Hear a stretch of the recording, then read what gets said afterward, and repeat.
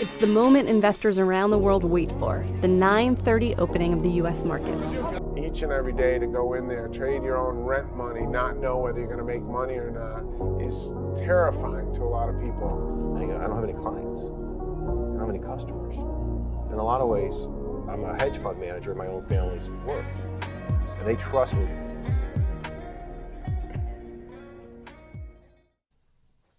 Bonjour à tous amis traders, amis tradeuses, bienvenue sur Road to Wall Street. Aujourd'hui on va faire une vidéo où je vais vous expliquer comment faire un vrai chart d'order flow, donc comment faire une heatmap.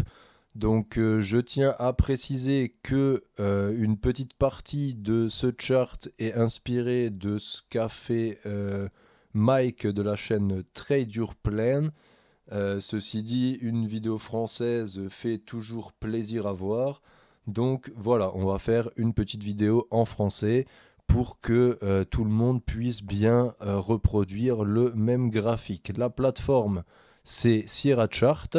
Cette vidéo sera à mettre en relation avec tout simplement une autre vidéo qui est sur ma chaîne qui s'appelle Heatmap et profondeur de marché. Vous aurez le lien en description.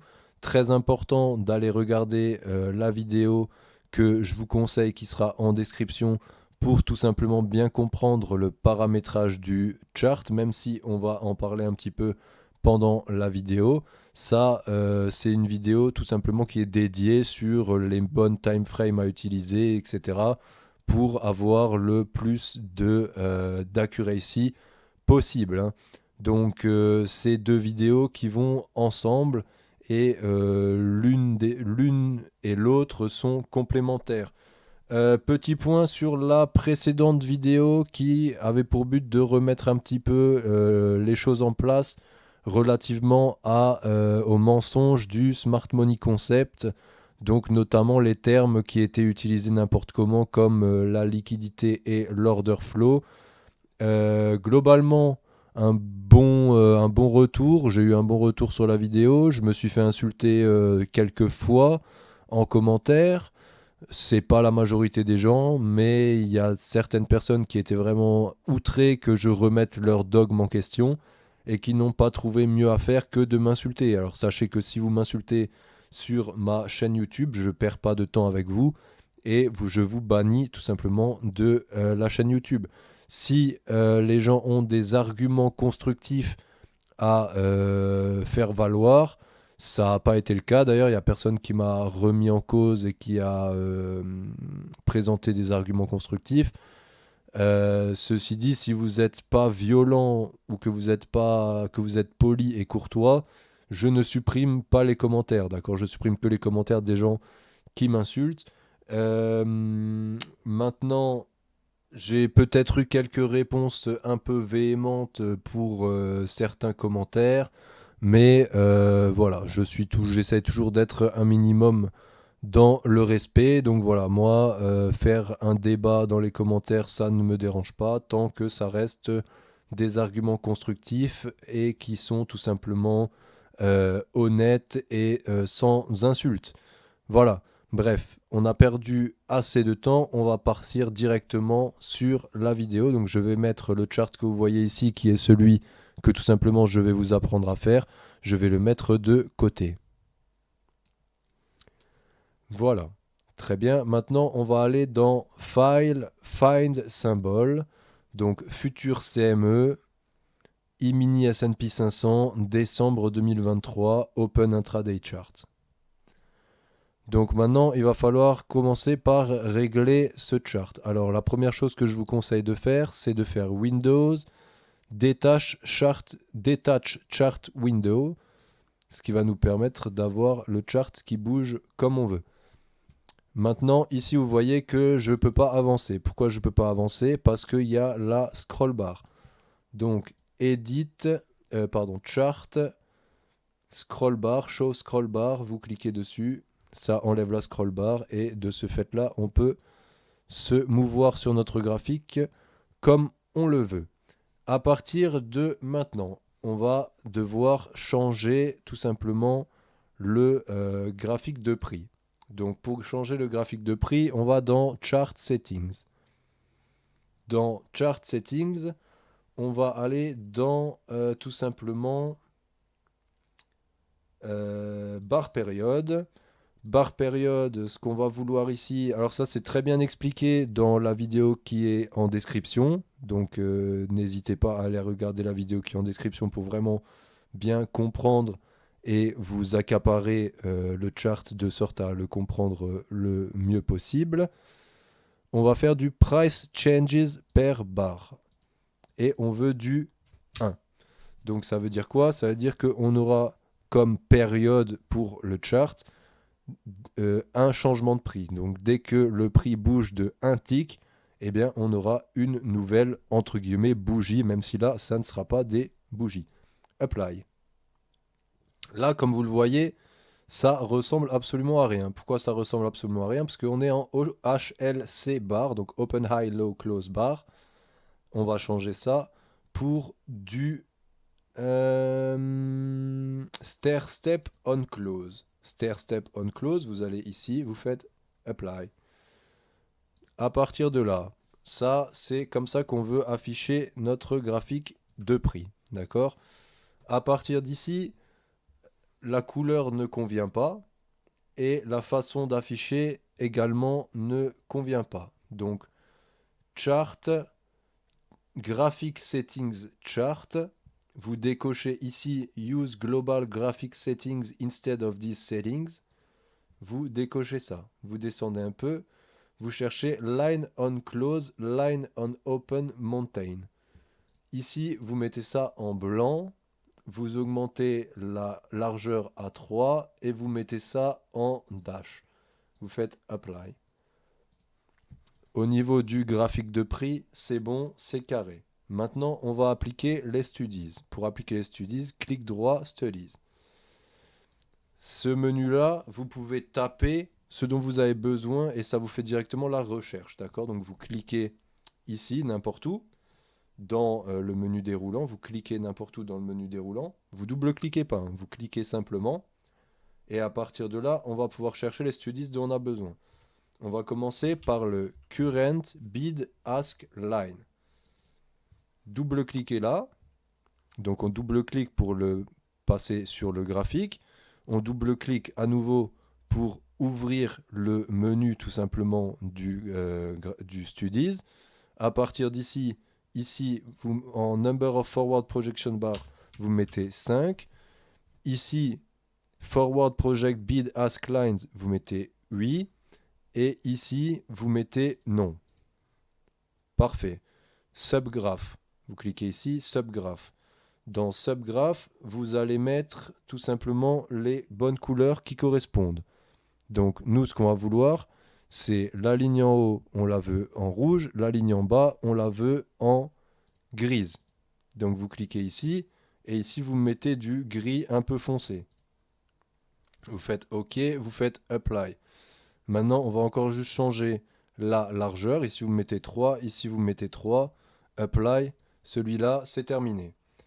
Maintenant, vous recliquez ici, n'importe où. Et vous allez me chercher le Bid and Ask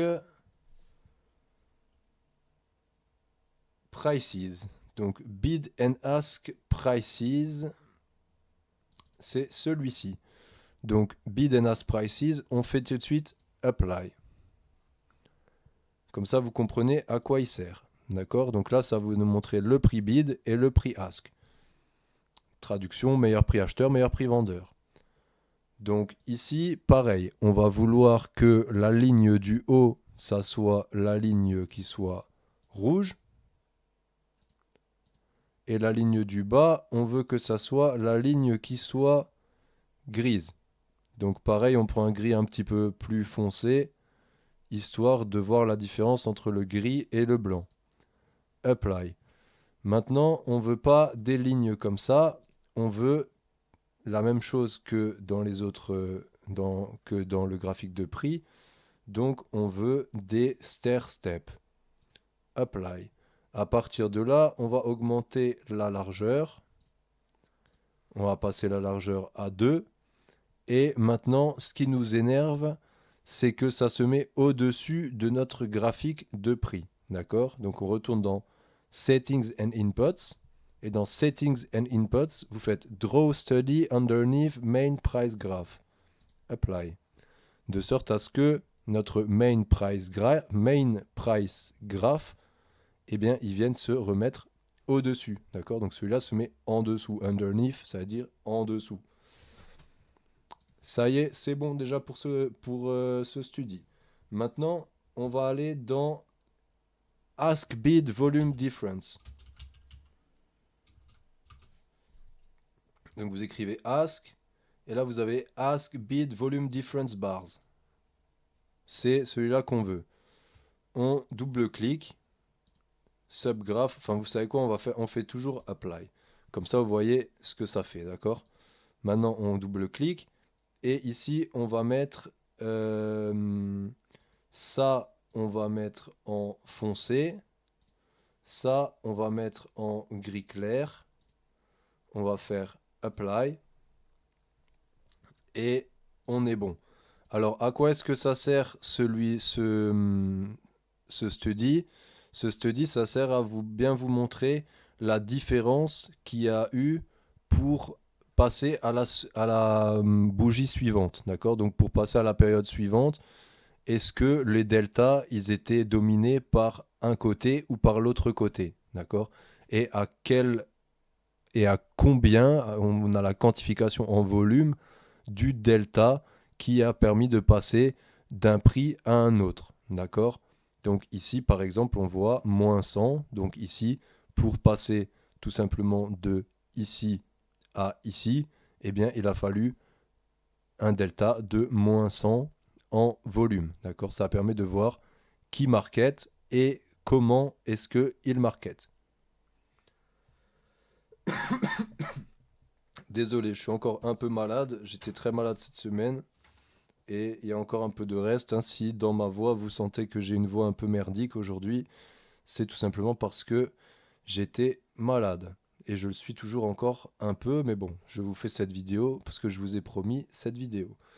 Donc, maintenant, on va passer au prochain Studies. Donc, toujours clic droit, Studies. Maintenant, on va faire le large volume indicator. Donc, vous écrivez large volume trade indicator. Double-clic, double-clic. On peut tout de suite faire apply, comme ça vous voyez ce que c'est. Et là vous voyez qu'on va nous signaler quand est-ce qu'on fait un large volume, d'accord? Donc ça c'est toujours bon à savoir. Maintenant, à partir de là, on va cliquer sur ce study, donc sur large volume trade indicator. On va dans Settings and Inputs. Dans Settings and Inputs, ici, vous allez mettre 20. Donc, le volume threshold, donc le minimum de volume qu'on va prendre comme base pour le large volume indicator. Ici, on va utiliser, c'était lequel qu'on utilise? C'est le différence, je crois. Donc, based on entire bar total ask bid above threshold. Ou based on total ask bid volume above threshold. Un des deux, on va voir. C'est celui-là. C'est celui-là. Maintenant, ici, vous allez me mettre ça en jaune. Ok. Ça en jaune. Et ça, on va le mettre en bleu clair, comme ceci. Et ça, on va le mettre en pareil, un espèce de bleu. Voilà. Très bien. Ok, maintenant, on a nos carrés ici qui s'affichent. Donc ça nous signale qu'il y a eu un gros volume, un ordre avec un gros volume qui a été passé pour essayer de faire plier le prix. D'accord? Maintenant, 5, 10, tout ça, c'est bon. Automatic Indicator Size, ça va nous donner... Ça va changer la taille selon si ça a été un gros volume ou un plus faible volume. Donc ça, on met yes. Minimum indicator size, on va mettre 5,35, ok, tout ça on est d'accord. Use transparent draw style, on va mettre yes, de sorte à ce que ça se mette en transparence. Après, on va vouloir tout simplement faire ça sur les barres visibles. Voilà. Après, on va mettre percentage above median or maximum volume in chart. On va mettre du 25. Ici, on va mettre du 25 aussi. Apply.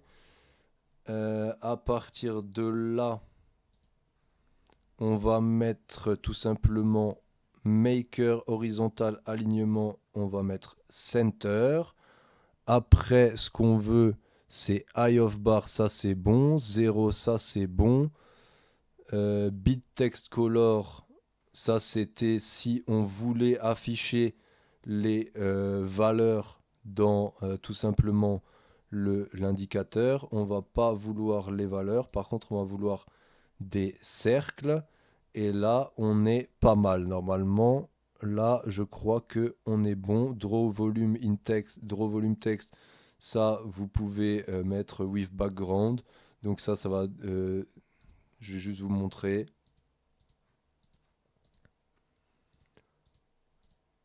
D'accord.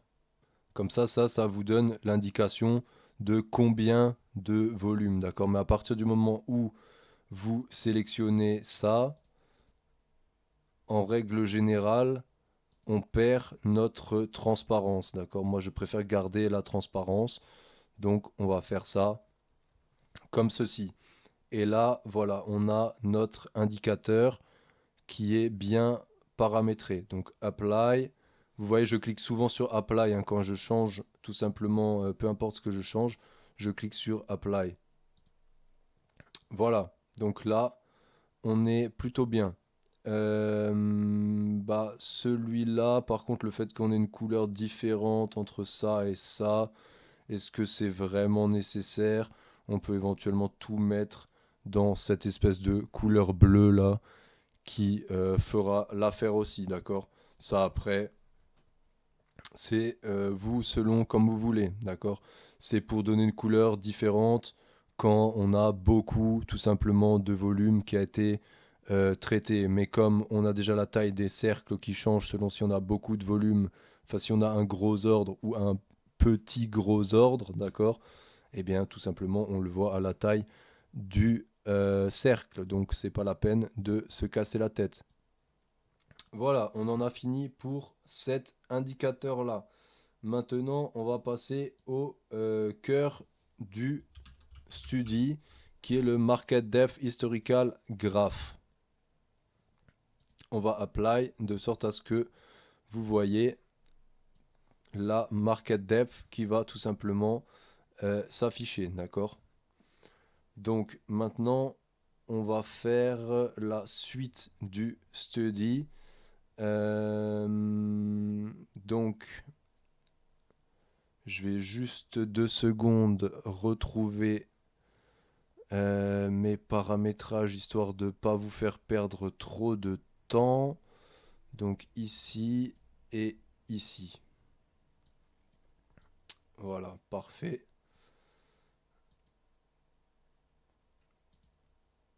Parfait. Donc maintenant, on rentre dans le study.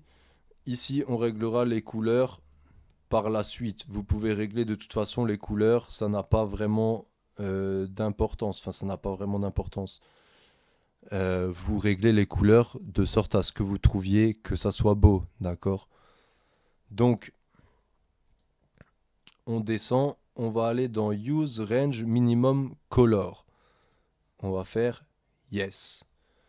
Après, on va se mettre en Percent, donc ça c'est bon. Ça, on change pas. Ça, on change pas. Minimum volume intensity percent 0. Après, on va se mettre dans Yes, Actual Value, Highest Quantity for Coloring, 250. Ça dépend, bien évidemment. Le Highest Quantity for Coloring, ça va dépendre de l'actif que vous souhaitez analyser, d'accord? Ça, c'est important de bien le comprendre. Je rappelle encore une fois qu'il y aura une deuxième vidéo dans la description. Une fois que vous avez fini de faire ce chart, vous allez regarder la deuxième vidéo pour tout ce qui va être paramétrage et pour bien mieux comprendre tout ce qui va être paramétrage, d'accord? Donc, on va mettre 250. Maintenant, lowest quantity for coloring, 50. Alors, excusez-moi, comme je vous ai dit, je suis encore malade. Extend last no depth. Yes. Voilà, comme ça, on a plus d'informations qui vont s'afficher, d'accord? On aura l'entièreté du carnet d'ordre qui va se colorier. Donc il faut bien comprendre que ce chart colorie le carnet d'ordre, d'accord? Et du coup vous donne l'historique des liquidités qui étaient présentes dans le carnet d'ordre. À partir de maintenant, on va faire 60, pardon, show quantity numbers. Moi j'aime bien avoir le show quantity numbers only after last bar. Donc ici, vous allez voir que ça va nous mettre les quantités correspondantes. D'accord? Donc ici, vous voyez qu'on a cette zone-là qui est très claire parce que ici, on a beaucoup de liquidités en attente. Et ici également, ça s'est mis en clair parce qu'on a plus de liquidités en attente. Ici, c'est plus foncé, il y en a moins. D'accord? Donc ça, c'est vraiment les charts qui vous permettent d'afficher tout simplement les couleurs du carnet d'ordre, on peut dire, hein, d'une certaine manière. Maintenant, bid quantity, ça va dépendre, hein, ça c'est selon votre préférence. Si vous allez vouloir afficher ça en blanc, si vous allez vouloir afficher ça en noir, moi je trouve que en blanc on le voit un petit peu mieux. Donc on va mettre les valeurs en blanc, d'accord? Use secondary number color for quantities greater than or equal to. Là, on va mettre 45. Après, on va... Attendez, c'est pas normal là. Pourquoi ça m'a mis ça en rouge? On va remettre ça en noir. Mais du coup, ça m'enlève le paramétrage d'ici. Donc ici, vous pouvez aussi mettre en blanc, hein. Voilà, comme ça nous met tout en blanc, d'accord? C'est mieux. Display market depth quantities after last bar, yes. Last depth, yes.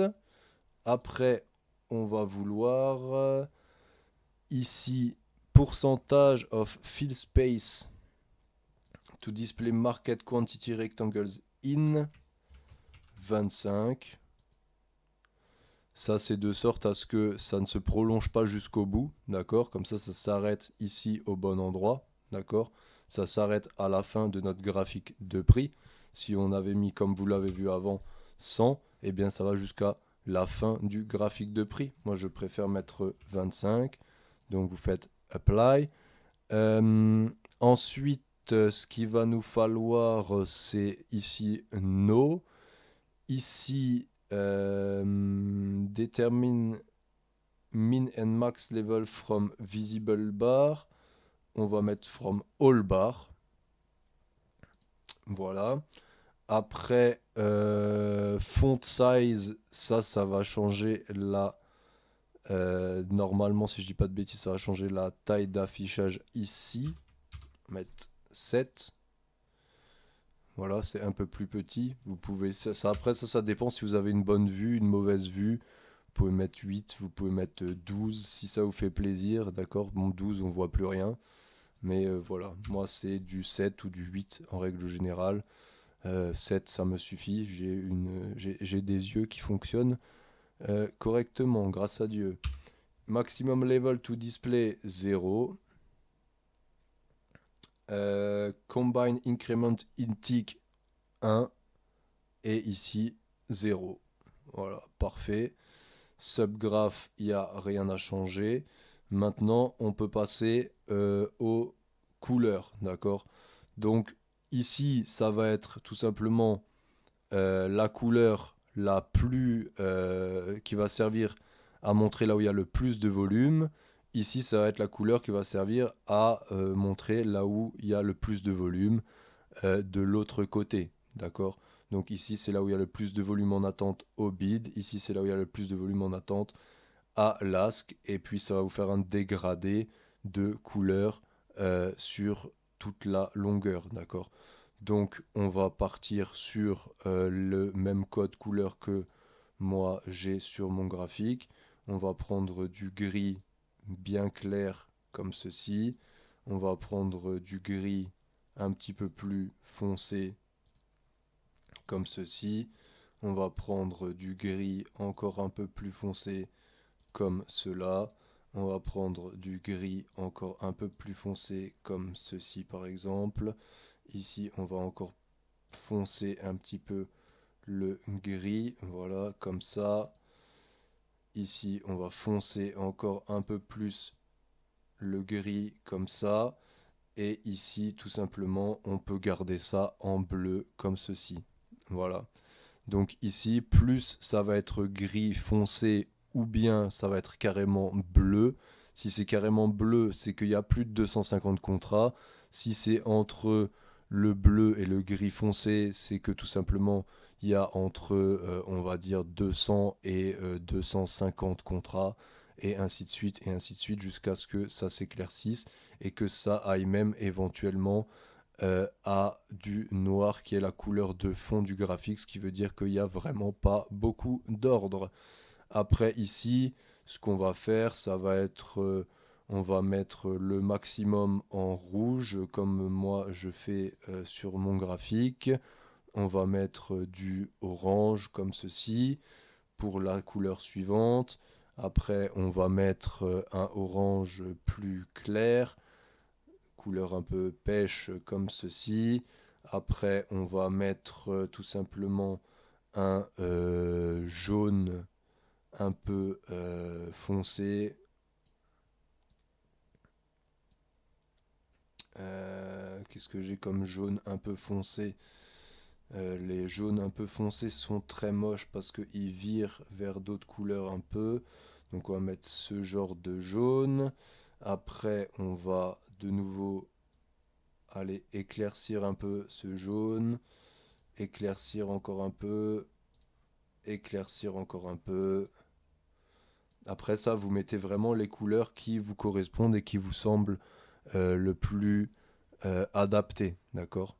Voilà, donc là, on a quelque chose, c'est pas tout à fait le nuancier que moi j'ai sur mon graphique, mais ça fera l'affaire. Comme je vous dis, les couleurs, vous faites comme vous voulez, d'accord? C'est vraiment là, il n'y a pas de bonne ou de mauvaise solution. Vous faites comme ça vous semble le mieux, ok? Donc là, on a notre study market depth qui est complètement déjà quasiment terminé. On va juste encore éventuellement, je vais voir, attendez, je vais voir à combien d'enregistrement je suis. La vidéo fait combien de temps pour l'instant? Pour l'instant, la vidéo fait déjà 28 minutes.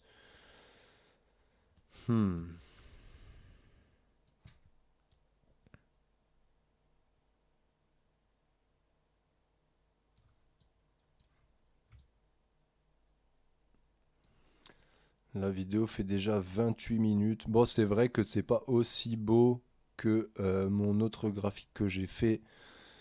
Mais comme je vous dis, les couleurs, vous les changez comme vous voulez, d'accord? Et pour si vous voulez voir un peu mieux les gros ordres, pareil, ça peut aussi se changer, d'accord? Ça dépendra de l'intensité des couleurs que vous allez mettre, etc. Vous pouvez retravailler un petit peu la colorimétrie, d'accord?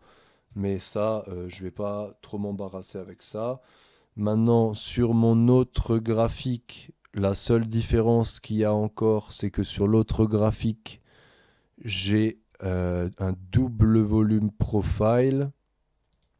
On va juste en faire un encore ensemble. La vidéo va être un peu longue du coup. Non, on va pas faire volume, on va faire VBP. Volume by price. Donc c'est volume by price, session. Est-ce qu'on l'a quelque part? On va faire le volume by price comme ceci. Voilà, donc apply, de sorte à avoir le volume by price qui va se mettre ici à droite. Alors pour l'instant il se met pas encore ici à droite. On va paramétrer le study ensemble. Donc on veut volume profile et POC et value area haute et value area low et VWAP. Donc celui-là. Après on veut ici tick per volume bar. Ça c'est tout simplement pour regrouper le pas de cotation, faire un pas de cotation plus gros, mais nous on va faire un pas de cotation à un tick, d'accord. Le volume graph period type, on va vouloir non pas du visible bar, mais on va vouloir du trading day start time to end reset at day session. Après, on va vouloir set as independent volume profile for TPO chart. Yes. Après, on va vouloir type period time for fixed time. Day 1. 51 millions. Number days to calculate volume profile 0. Start date 0. Ouais, c'est juste. Donc on veut commencer à minuit, finir à minuit, ça nous convient. Après, de ce qu'on va vouloir, ça va être maximum volume bar with type. Ça, on va vouloir window width. Ce mot, c'est une galère à prononcer. Width. Je sais pas si je prononce correctement. Aucune idée. Pour le coup, là, je vais pas faire l'expert. Maximum volume bar. Width percentage, donc c'est la largeur. On va vouloir un truc qui soit pas large. On va mettre du 6. Après, right align volume bars, ça va nous permettre de le plaquer ici. Donc on va faire yes. Après, display volume in bar, on va mettre yes. Non, pardon, right align, on va mettre yes. Display volume in bar, on va mettre total volume poke only. Ouais. Ok, donc vous voyez, ça m'affiche la valeur du point of control, donc du poke qu'on appelle point of control, la zone où il y a le plus de volume qui a été tradé. Après, on va faire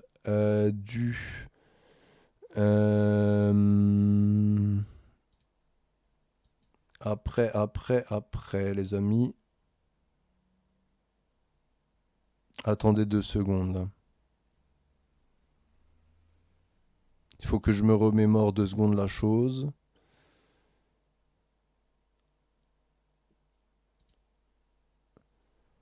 Donc, display volume in bar, on est d'accord, c'est POC only. Après, on va mettre 0, on va mettre no, on va mettre total volume, on va mettre yes.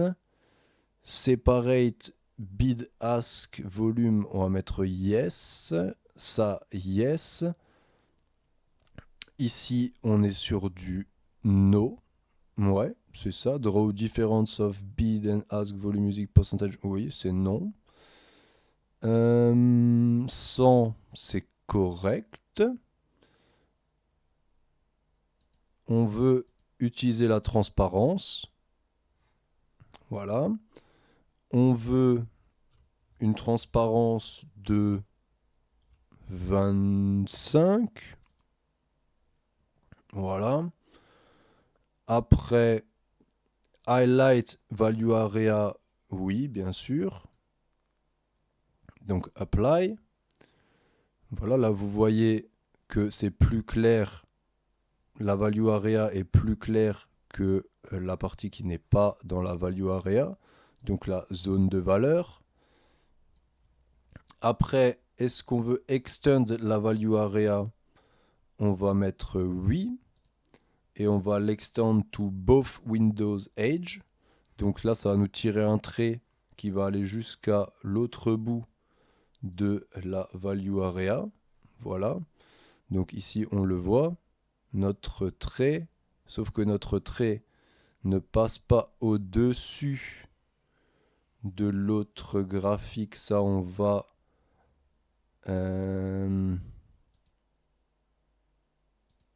faire comme ça. Voilà, on a décoché Draw Study Underneath Main Price Graph, de sorte à ce que ça repasse au-dessus de notre graphique de prix. D'accord.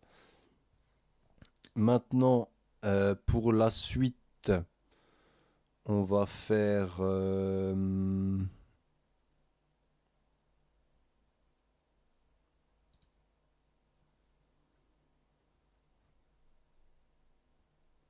value area pourcentage 70, c'est correct.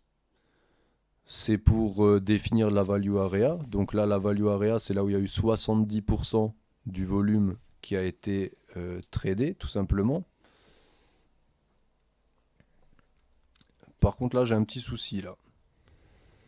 Là, j'ai un petit souci.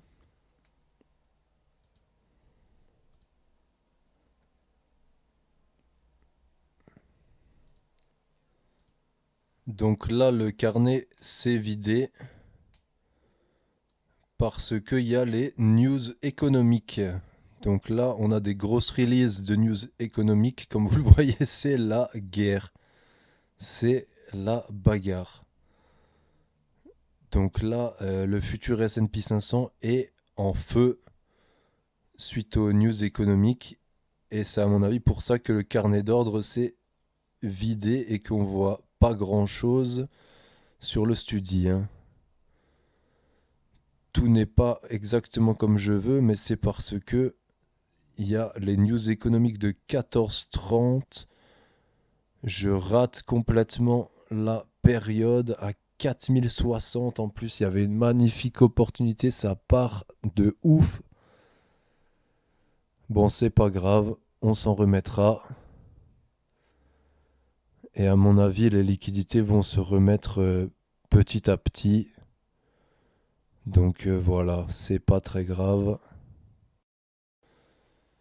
On avait une belle opportunité là au 4060.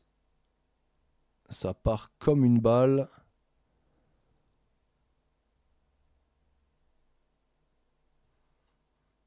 Ok. Bon, pas de souci, c'est pas grave. On s'en remettra.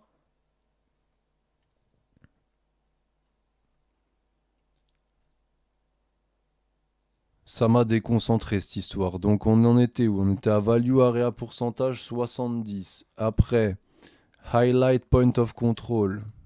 Yes. Après, extend point of control. Extend to both window edge. Comme ça, on a l'extension du point of control. Après, le volume profile. Future intersection méthode, volume profile, ça nous convient.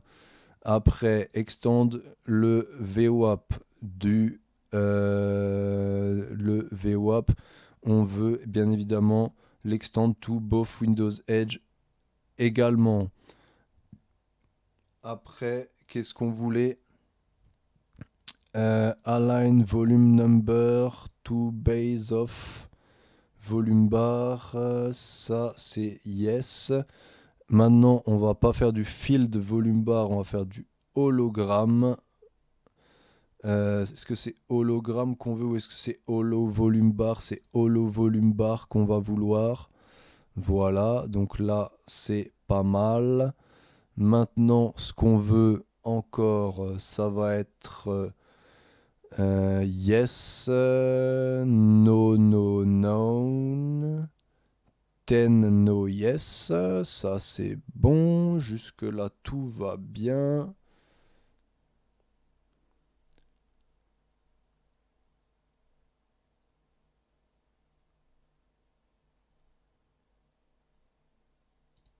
Ok, end of period. No, no, no. Highlight value area and low only.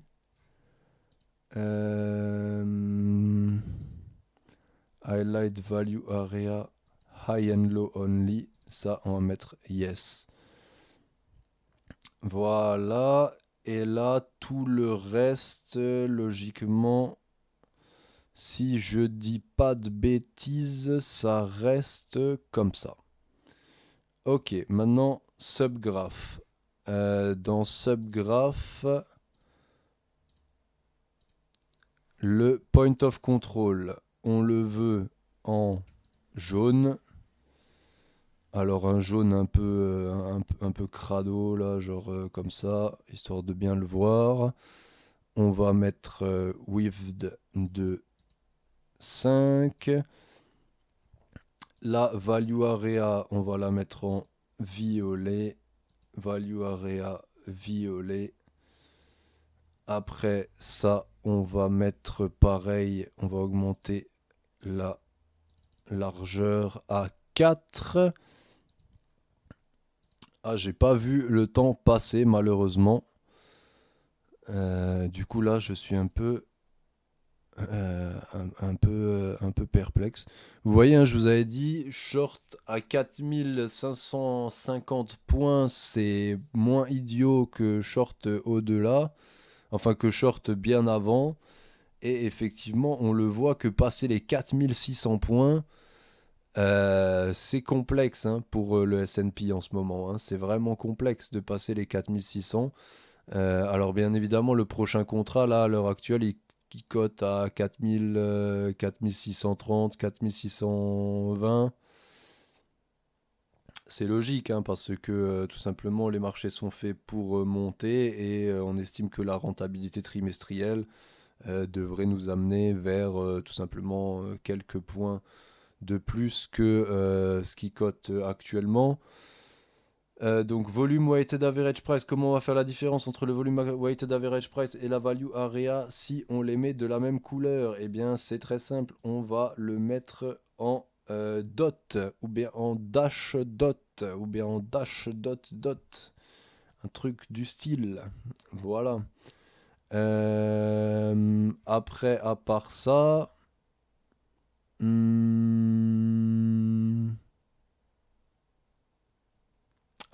c'est bon, hein. À part ça, c'est bon. Ok, donc on apply le tout. On quitte ça. On quitte ça. On remet notre graphe normal. Hop. Hop.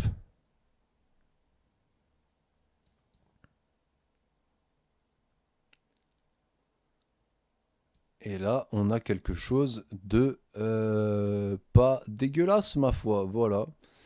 Donc là, on a fini à peu près avec ce chart. Donc ici, vous voyez encore tout simplement les zones de la journée. Donc pour ceux qui se demandent là, qu'est-ce qui vient de se passer? C'est très simple. Le carnet d'ordre s'est vidé en attente des news économiques. Et puis quand on a eu les news qui sont tombées, tout simplement on a eu beaucoup de volatilité. Donc là, à mon avis, les Américains sont venus au bureau 1 heure plus tôt aujourd'hui. Parce que normalement, c'est le genre de volatilité qu'on voit à l'open. Mais tout simplement, l'open, c'est 1 heure plus tard. Hein. Donc là, ne vous fiez pas à l'heure qu'il est sur mon Sierra Chart. Il est en réalité 1 heure de plus. Hein.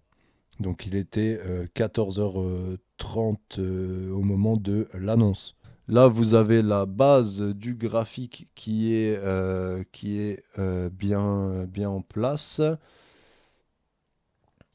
Donc on va juste comparer l'un et l'autre. J'arrive 2 secondes. Donc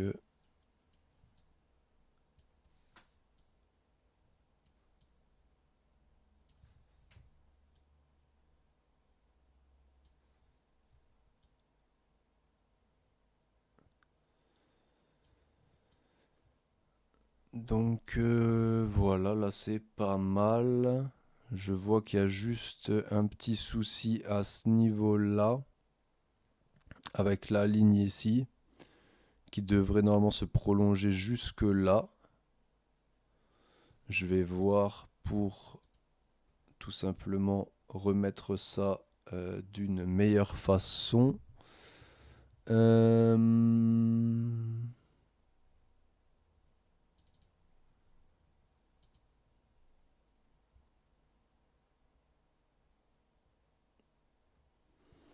Donc, study, volume by price. Comment est-ce que ça se fait? Line.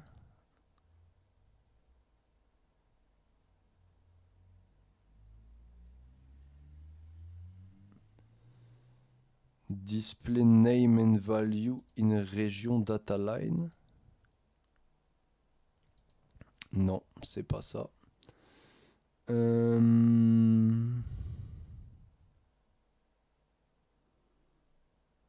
Including summary. Ouais, non, ça c'est bon. Donc ça, on va pas le mettre. Display study name. Non, c'est pas ça non plus. Comment ça se fait que ça ne va pas jusque là où je veux?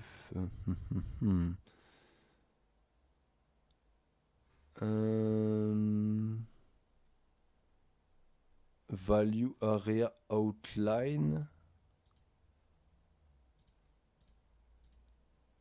Voilà, c'était ça qu'il fallait mettre en violet aussi. Donc value area outline, ici là, vous mettez en violet, de sorte à ce que ça se prolonge correctement. Et vous mettez en 4 aussi. Voilà. Et donc là, on est pas mal du tout.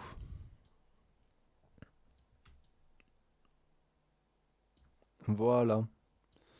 Donc ici, maintenant vous voyez très bien. Alors je vous dis juste encore au niveau du code couleur, vous pouvez éventuellement changer pour être plus à l'aise et avoir quelque chose qui vous correspond mieux, hein. Mais là, on est vraiment pas mal. On voit qu'il y a eu quand même une belle opportunité, hein. Pendant la news économique, on est descendu jusqu'à 4060, 4560. Ceux qui ont eu les burnes de le prendre, c'était un très joli trade, hein. Donc ici, vous voyez, hop, ça s'affiche en rouge parce que ici, on a beaucoup de volume. Et hop, le monsieur, il est parti. Ok. Et là, on voit du coup l'historique de la liquidité. Donc, comme je vous ai dit, si vous voulez changer certaines couleurs, vous allez ici dans Settings and Inputs. Et c'est ici au niveau de là que vous pouvez créer le nuancier qui vous correspondra le mieux, d'accord? Moi, je sais que sur mon autre graphique, c'est pas exactement le même nuancier et ça me correspond un peu plus dans ma façon de faire, enfin dans ce que moi j'aime au niveau des couleurs, hein. Mais globalement, c'est les mêmes charts, hein, maintenant qu'on va avoir. Je vais quand même vous montrer ça rapidement pour que vous vous rendiez bien compte que on a affaire à la même chose.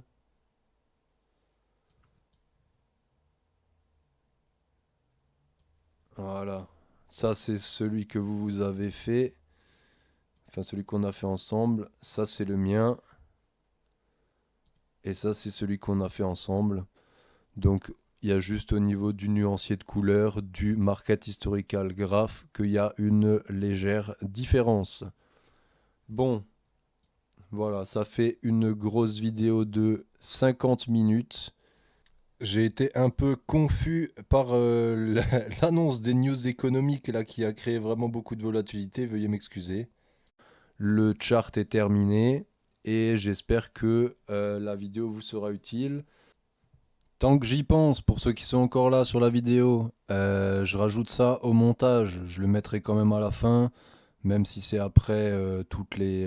Enfin, je sais pas comment est-ce que je vais le mettre au montage. Bref, ce que vous pouvez faire, si vous voulez pas que les lignes là traversent votre chart, parce que ce que je vous ai dit, c'est d'enlever Draw Study Underneath Main Price Graph. Donc ça, vous allez le recocher.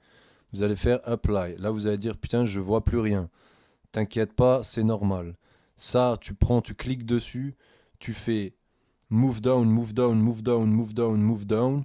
Et quand tu le mets en dernier, eh ben, ça va repasser sur les autres. Regarde. Voilà.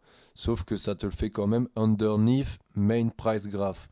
Donc, ça va pas passer sur ton graphique de prix, ça va se mettre en dessous de ta courbe de prix. D'accord ? Mais ça fonctionne, d'accord? Donc voilà, vous faites VBP, move down jusqu'à ce que ça soit tout en bas et vous refaites apply et du coup vous n'avez plus besoin de mettre draw study underneath main price graph, vous pouvez le laisser cocher. Voilà, c'est quand même un tout petit peu plus joli. Voilà, voilà. Et rappelez-vous, pour en savoir plus sur ce chart, il y a la vidéo qui est en description.